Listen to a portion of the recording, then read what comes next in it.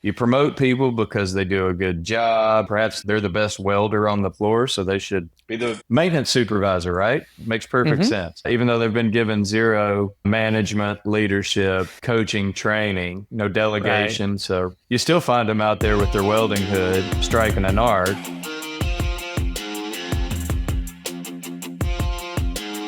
Welcome to the How Leaders Think podcast, the show that transforms you by renewing your mind and giving you new ways to think. I am your host, Kenny Lange, and with me today is the Brandon Denmon. He is the founder and CEO of Peak Executive Solutions, a consulting firm dedicated to revitalizing small to mid-sized businesses by aligning vision, values, and culture, which is desperately needed.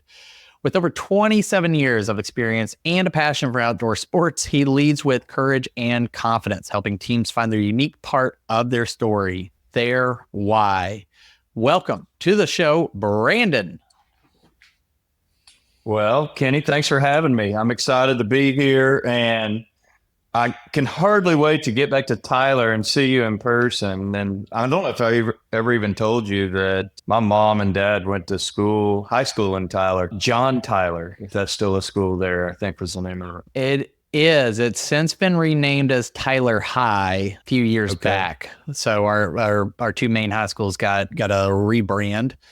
But yeah, I know right where that's at. It is a very, very small world. It is. It is. Yes. Well, tell me, Brandon, what is on your mind? Well, every day is something a little different. And of course, with all the political unrest, I'm trying not to talk about that today. But here's something that's been on my heart and on my mind ever since last week, maybe it was the week before. I got a question from a CEO I was working with about training middle management.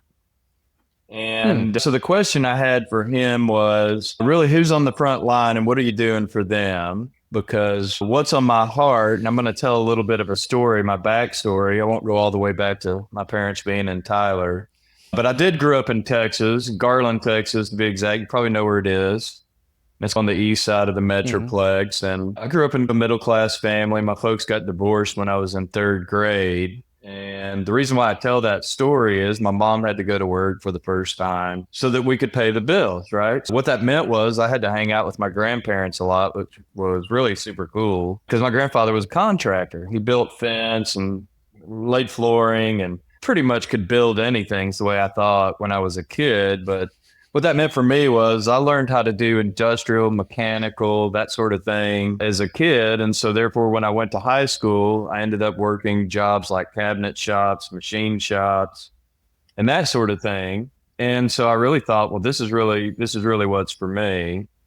But what I learned probably more than how to work with my hands in those businesses is that the way the business goes and the way the business feels really has more to do with how the leadership team treats the employees on the floor and the Mm-hmm. systems and processes they deploy in that business. So fast forward a couple of years, I figured out that maybe I wanted to go to school and I had a mechanical mind and perhaps a little bit of skills. And so I went to engineering school and got a degree in mechanical engineering and came out of school and I was looking for another one of those dirty jobs to do, right? But perhaps with a little more brain power. So I went to work for a company out in the Carolinas that made brick. It was a family owned Mm-hmm. business. And it was a great business owned by a single family that wanted to automate, wanted to do some cool stuff and take some of the manual labor out of what we had to do. So I was excited about that. And about 2 minutes into my tenure there at what was then known as Eisenhower Brick, we got bought by a huge conglomerate. And the reason I tell this story is it truly changed my life and not the way you're thinking. I'm pretty sure because most people say, oh my gosh, one of those huge conglomerates, it's going to be terrible.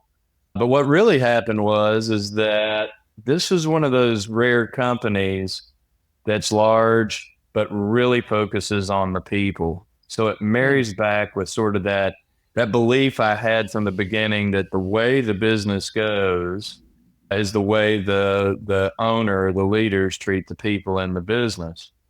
So over the next, gosh, 27 years, my part in that business in a lot of cases was turnarounds after a merger, or bringing the systems and the values and the culture to the businesses we bought that really belonged to the company out of Australia I was telling you about. So it was super cool. It really aligned with where I was. And fast forward a bunch of years, we merged with a private equity held business with the idea that we would go ahead and sell what we had rolled up into what was the largest brick and roof tile manufacturing business in North America.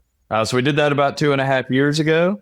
And so I had to figure out, what am I going to do with the rest of my life? I can't just sit around and twiddle my thumbs. So I started Peak Executive Solutions to do just that, to take the skills and the processes that I learned working in this business for 27 years and help small and middle market manufacturers, but also kingdom-minded businesses, create a place, a business where the people in the business truly understand their part of the story and why the business is something than just a place to make money, right? And so hopefully that helps paint a picture of why I'm doing what I'm doing. You ask what's on my mind. It's really about the people. It's about the people on the floor. And so while my business, Peak Executive Solutions, is to coach senior leadership teams in a business operating platform, it really is about the people that work in the business. And so back to the point about the guy that asked me the question, where does the training for the middle management come, and how important is it? So that's really what's on my mind this week, and trying to figure out how I help the middle management besides telling senior leaders that needs to happen. Right. And I appreciate you sharing that background, because I think so many of us in the coaching profession, myself included, we've seen examples of things done well, things done poorly, things done horrifically. Probably have motivated us a lot more, but you've had such great experiences that you're like, okay, there's something here that can make this work at scale. Because to your point, when most people think enterprise, when people think at that large corporate, that conglomerate, they think, we're just all about to be widgets in the machine, right? And Exactly. it sounds like you really got to witness an oddity that said, no, you can be quite large, you can be scaling, and you can take care of your people, that you've taken it from an either or, and you see the world and the opportunity as a both and. Is that fair to say? Yeah, I was thinking also, and you're right. You got better words than me. Well, I have a degree in speech communication, and so I'll give you the quote that I mentioned off before the recording for your wife. I'll take this quote back to my dad and let him know that that degree paid off. Now, perfect. If you go and you tell anybody, hey, how you treat people matters, we gotta train middle management, I don't think you're gonna have too many people who balk at that, right? And say, no, man, you've got to treat people like trash and forget middle management. We just got to focus on the big dogs, right? I don't think you're going to find anybody who says that, but their actions seem to indicate that. So what do you see, or what have you learned is the thinking, the prevailing wisdom behind those behaviors, even though they wouldn't say that being neglectful or poorly treating people or punching down to feel better about moving up, well, whatever those negative behaviors are, what's the mindset behind all of that in your opinion? Wow, great question. My initial reaction to that is senior leadership knows that the rubber meets the road daily. Let's talk manufacturing for a minute. When that first meeting of the day starts at 5 a.m., they're firing up the machines, and the supervisors or the foremen are really running the business, aren't they? Because the senior leaders are probably still in bed or still perhaps reading emails from the night before. The fact is, approximately 20% of middle management is getting some form of formal training. Okay. North of 50% of senior leaders are getting some form of formal training or coaching. And almost 100% of the frontline workers are getting training. So I think the prevailing thought process is new people need training because they don't know what to do. They don't know which widget to hit or button to push or knob to turn. And senior leaders need to become better leaders. So I think even in great companies, that tends to be the case. And so you promote people because they do a good job, or perhaps they're the best welder on the floor. So they should be the maintenance supervisor, right? Makes perfect sense. Even though they've been given zero management, leadership, coaching, training, no delegation. Right. So you still find them out there with their welding hood, striking an arc because nobody decided to teach them how to delegate. So I think the prevailing wisdom is people generally know they need to do the training, but there's either no budget, no time, the supervisor's busy, or we're super busy training the people on the floor to not get hurt or something similar. Yeah. Something that occurred to me, because I've seen and witnessed that as well, is I feel like there is a dip in the middle in terms of training, right? Like frontline or new, just from onboarding, it's very clear what the training is, what the outcomes need to be. So we apply this type of training or upskilling.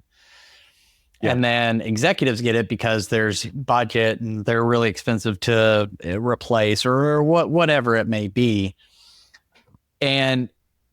But even your numbers in terms of executives getting training seems to me disappointingly low.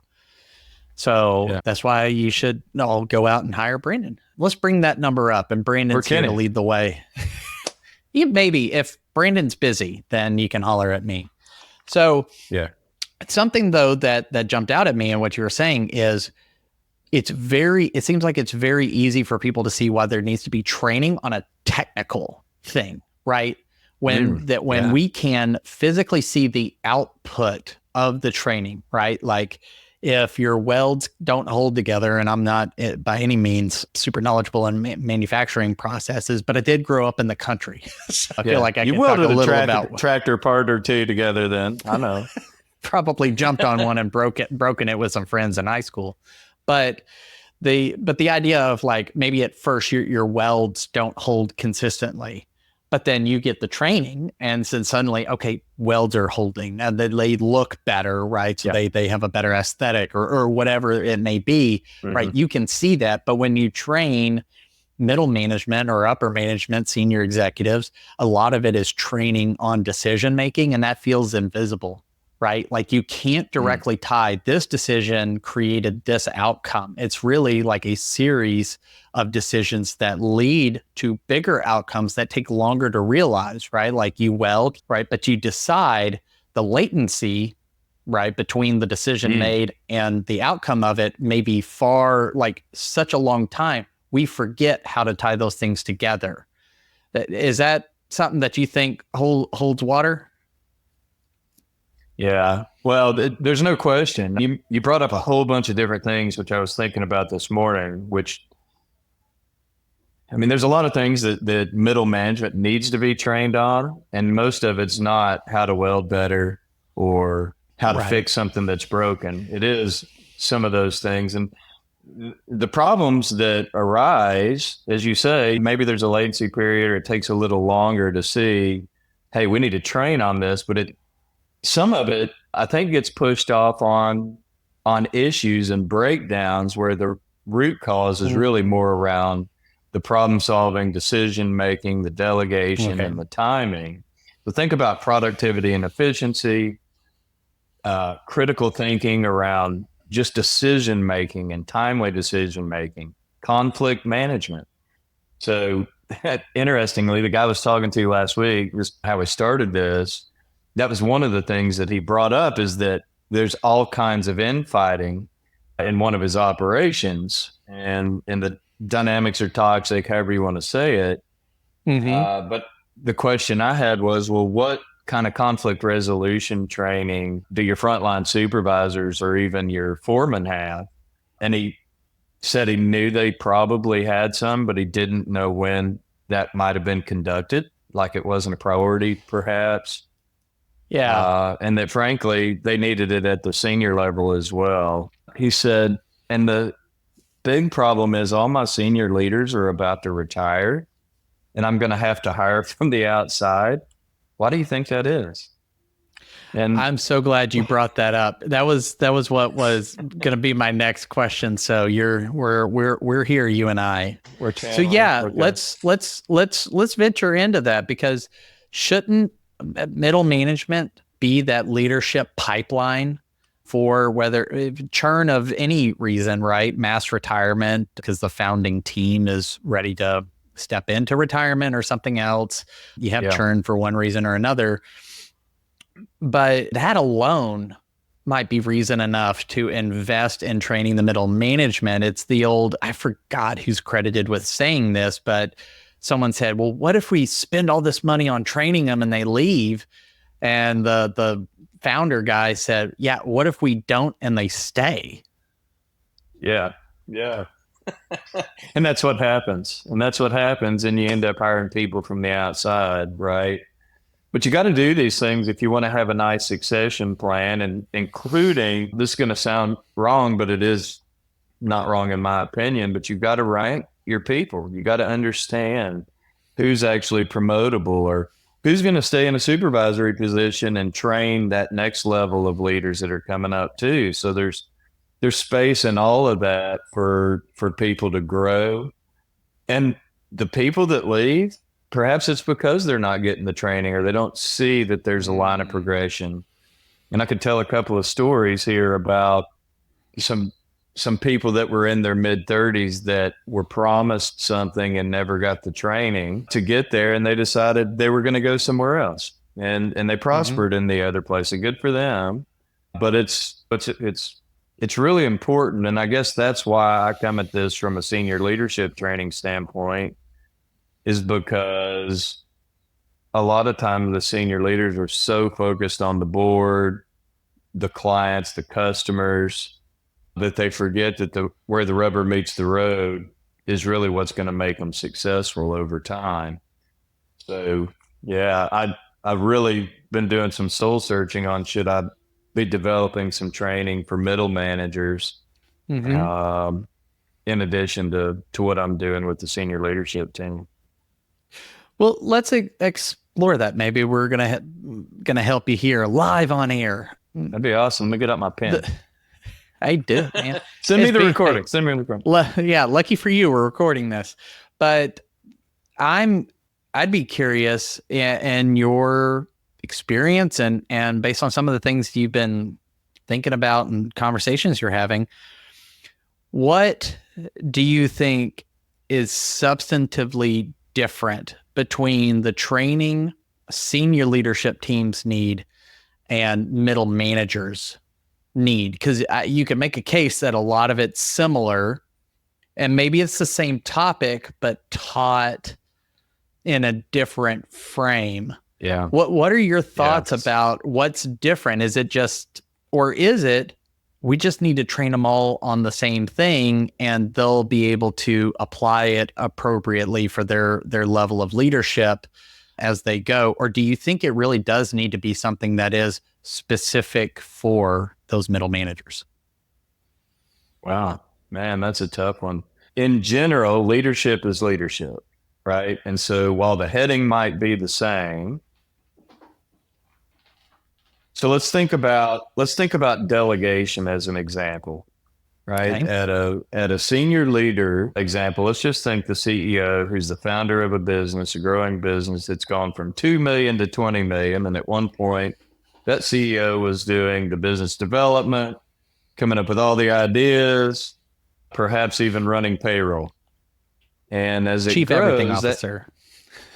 There you go. I like that. And so what we would come alongside the CEO and say is, hey, we need to start taking some of these non-value added but necessary items and giving them to people where you can be more visionary. At a supervisory level, I made the example earlier of the good welder, right, that turned into the maintenance supervisor. At some point, you got to take away the welding hood and say this is somebody else's job, and you need to be planning, not executing. And so, the answer to your question, I think, is it's almost yes, but how you coach that and how you teach that might be just a nuance. I'm not sure. What do you think? Look, I asked the questions here. No, I have thoughts on this too. I have a friend of mine. He actually had an episode released last year, Kevin Johnson. So anybody can go, I don't know what episode number that is, but anybody can go and look back at it with Express Pros training. And now they have since expanded to include senior leadership teams or executive teams or one-on-one executive training. But a lot of their content and a lot of their trainings are on the middle managers. And some of it, and I did either sat in or facilitated some of those sessions. Kevin was selling a bunch of stuff and asked me to help out, and I was happy to do it. But it was interesting to me to notice, like, one of the sessions is on, they call it making the transition. And it's exactly like what you're talking about is, you're used to being on the floor, right? And suddenly now your job isn't to make that excellent weld. It's to make sure all of the welds are excellent. And are you managing, teaching, training, developing people? And you don't do everything yourself. You actually are doing less and deciding more, which for people who are excellent technicians of anything, whether it's welding or you're just an excellent salesperson, because I think you and I could probably go on for the next hour or two just talking about salespeople who got promoted into sales manager but had no business managing people, or they were just poorly prepared for that position. Right. And I didn't mean for there to be so much alliteration on that thing I just said, but I think my Baptist upbringing just got the better of me. So, amen. In my opinion, I think you're onto something in that leadership is leadership, right? Because you're dealing with people. But I do think the frame, I think the circumstances, the examples, the application of it becomes different. The weight is different of those decisions. The complexity of those decisions is different. And so I think if you can stair step people, honestly, okay, so I'm brainstorming off the top of my head right now.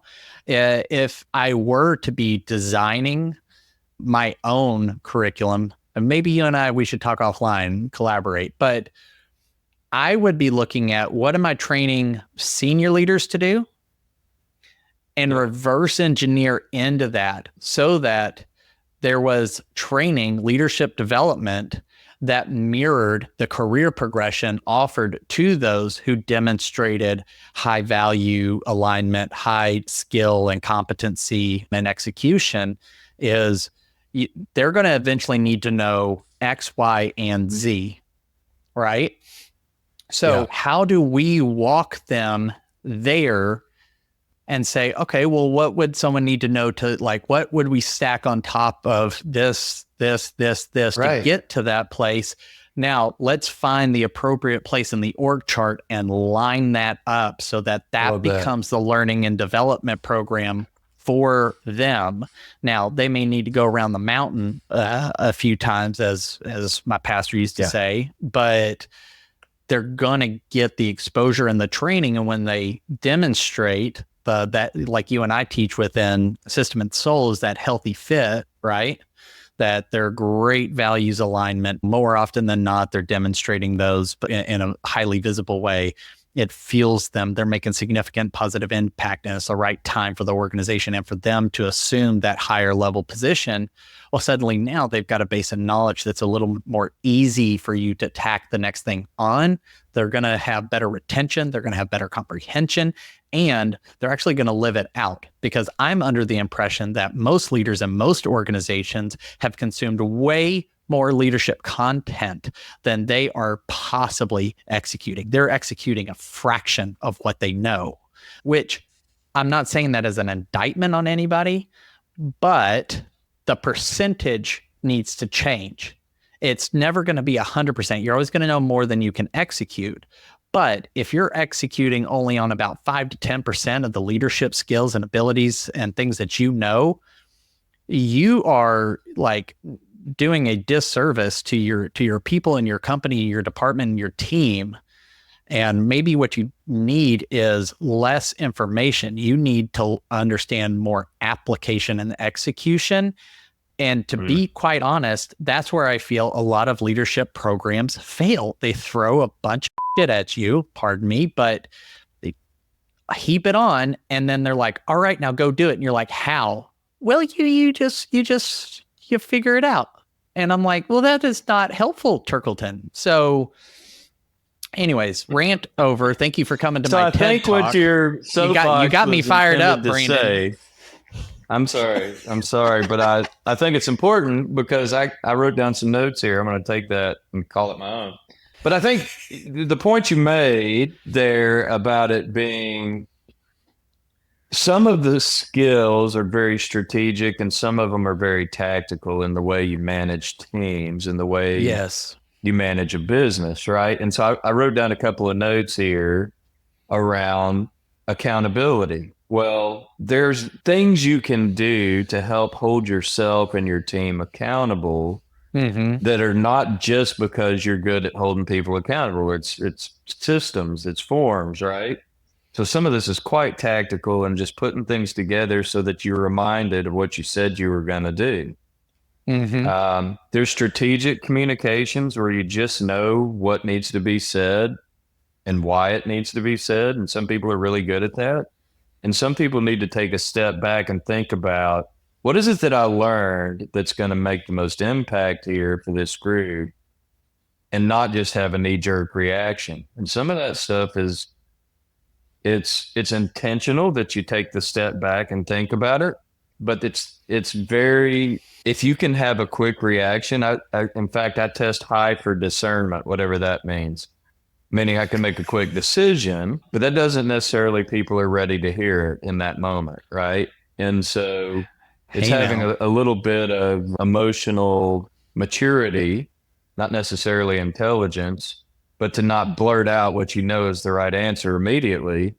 And so teaching that can be a challenge. Conflict management, delegation, communications, problem solving, those are all sort of different level kind of stuff, right? And if you've got a high level of emotional intelligence, some of that's going to come easy, but some of it's going to be real hard. And I don't know, just the way you said that, like, it's got me really thinking that I want to do this now. I love it. Given that we're exploring some fresh ideas and things, so I know that the question I'm about to ask you is, it may be more difficult to answer, so I might frame it a little differently. But if there's a middle manager listening, or a senior leader who is also passionate like you about seeing their middle managers improve and develop, what is, short of hiring someone like you or me or one of our colleagues, right? But they want to take a baby step towards developing those middle management skills in themselves, or maybe in their middle managers. What's something that they can do in the next 24 hours with little to no money to take a step towards improving those middle manager skills? Oh, dude, that's a great question. How about this? Put up a board, call it 3 C's: concern, cause, and countermeasure. Put it up in the supervisor's office and teach them in 5 minutes how to use it. Their employees are all allowed to write on it what is the concern and what they believe the cause is. And then when they meet in the morning, I would like for them to come up with countermeasures and assign that to somebody else in the business. And this is the beginning of team problem solving.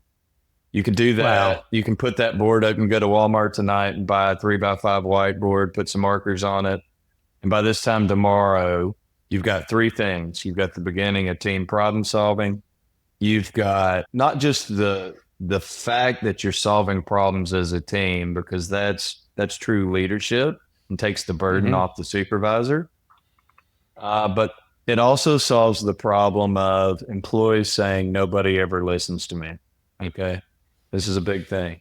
That's at least a 2-for-1. And the 3-for-1 is you can get started today for no money or for about $100 at most. Yeah. I love that. That is fantastic. So go hit up your local Walmart or Office Depot. I'll send you a copy of one to put in the show notes if you want. Please. Yeah, that would be great that someone can go and download. Well, Brandon, I've really enjoyed this conversation. I hope everybody else has too. If people wanted to know more about you, Peak Executive Solutions, or maybe what are some other fresh ideas and concepts that you're putting out there and helping people with, where would you send them? Well, they can go to my website, www.peakexecutivesolutions.com. I know I've got some links that you're going to post out there that people can get in contact with me and schedule a call, 30-minute call, and happy to have a conversation. I will put all those links in there. I will tell you, the listener, LinkedIn's a phenomenal place. Brandon puts out regular content. He puts out a lot of just great short videos. You could watch one of those in the morning, turn it into your team stand-up talk and claim you thought of it. But he's a great follow, so I highly recommend you get on LinkedIn. Yeah, get on there and follow him or send a connection request. Well, if you got value out of this conversation or any of the other episodes, I highly encourage you rate, review, like, subscribe, whatever the right button is on the platform that you enjoy. One, it means a lot to me. It's just feedback. I can start to see comments and things of that nature to improve the show, to make it more valuable for you. But also it's an easy way to pay things forward. You never know which of these episodes and conversations might be the key to unlocking somebody's next step in their leadership journey. So make it easy and get it in front of more people. But until next time, change the way you think, you'll change the way you lead. We'll see ya.